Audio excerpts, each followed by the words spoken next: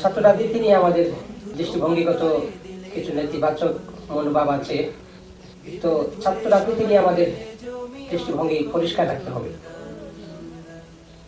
আসলে ছাত্র জীবনে রাজনীতি করা নয়, রাজনীতি শেখা। ছাত্র রাজনীতি মানে নিজেকে গঠন করা।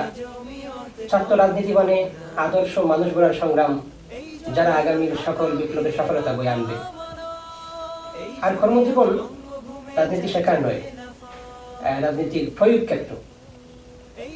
ছাত্র জীবনে রাজনীতি শেখার শিক্ষা তো সালাফ দিয়ে গেছেন, আর আমাদের আকাবিররা তো রাহনুমা করেই যাচ্ছেন।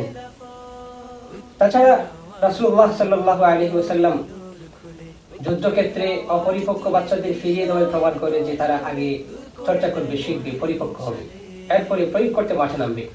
লেখাপড়ার পাশাপাশি রাজনীতি শিক্ষা এবং একজন আদর্শ বিপ্লবী কর্মী হয়ে গড়ে ওঠা দারুল উলুম দেওবন্দের দর্শন, যা আমরা দারুল উলুম দেওবন্দের প্রতিষ্ঠা ইতিহাস দেখলে খুব সহজেই বুঝতে পারি।